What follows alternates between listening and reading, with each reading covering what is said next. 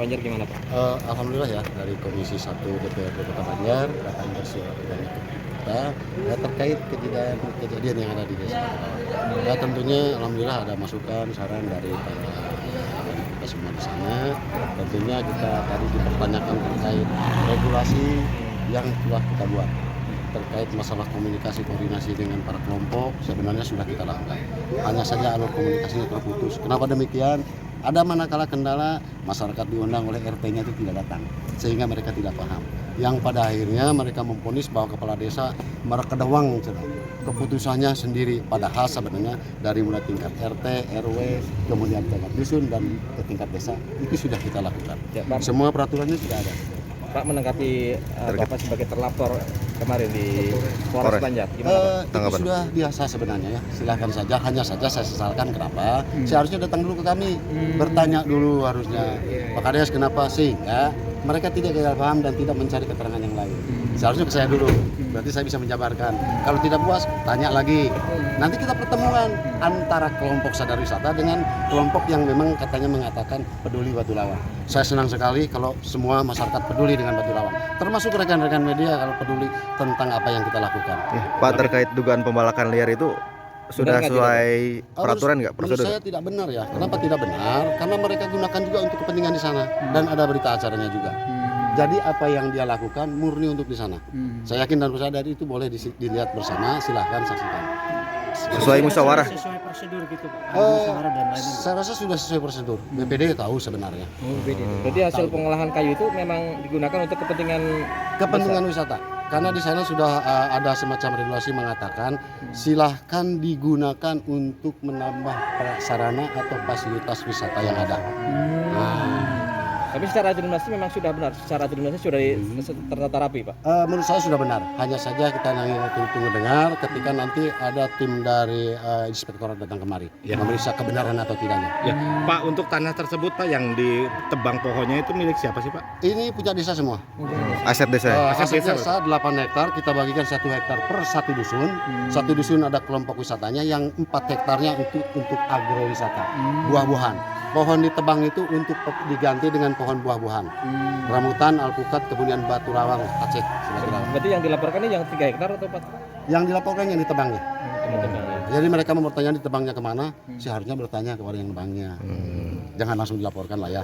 Yang nebang juga masyarakatnya sendiri, temannya sendiri, digunakan untuk kita juga semua.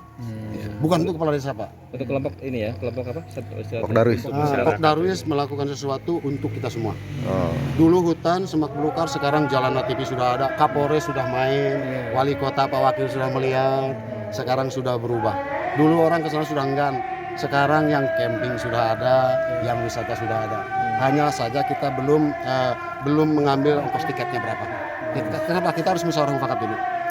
Boleh rekan-rekan media silakan main ke sana. Kemudian pada saat event atau ada acara silakan diliput. Tapi legal formal dari Pok Darwis ini sudah ada Pak? Sudah ada. Sudah lengkap. Sudah ber-SK, sudah ada. Hanya satu yang belum dari Karangsari. Dusun Karangsari belum menyodorkan. Kenapa? Karena masih semak belukar. Tapi kalau sudah dibuat desainnya sesuai dengan kelompok mereka, kita ikutin. Jadi kita melakukan pembangunan bukan keinginan pemerintah. Kelompok itu menyodorkan kepada kita ingin membuat ABCD, musyawarah mufakat di sini, baru kita eksekusi. Jadi intinya desa mau pengembangan desa wisata ya? Betul. Kita sudah ber-SK dari wali kota. Sudah dapat SK wali kota bahwa kita desa wisata. Dan saya adalah salah satu desa yang mewakili tingkat provinsi terkait masalah wisata. Mantap. Siap. Seperti apa? sejauh kewenangan yang di dewan. Nah, kalau kaitannya dengan misalkan ada aturan di sana, ada diduga, bahasanya diduga ya, diduga ada tindak pidana yang dilakukan di situ, itu bukan urusan kami, itu urusan penegak hukum. Iya kan? Bukan urusan kami, itu urusan penegak hukum di sana.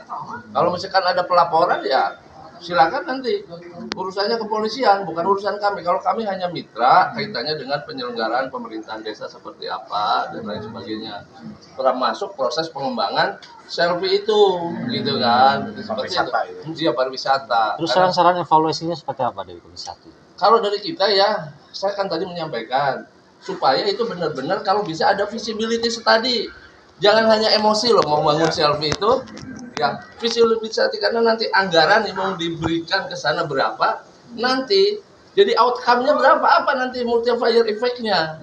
Jangan sampai nanti menjadi proyek gagal gitu kan. Harus diuji juga ini gitu kan. Kalau bisa ada ya, kalau di desa ada ya dari perencanaan yang mampu dihitung semuanya lah gitu kan.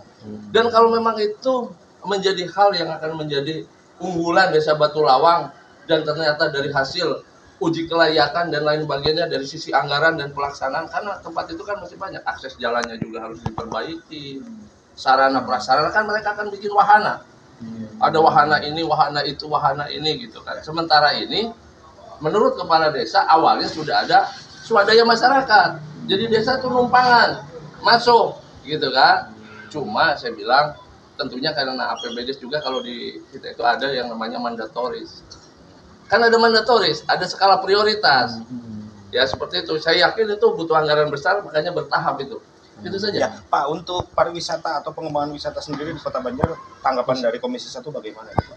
Sarannya seperti apa dorongannya? Komisi 1 itu kita jangan hanya karena proses ini ya, karena harus dihitung yang jelas lah.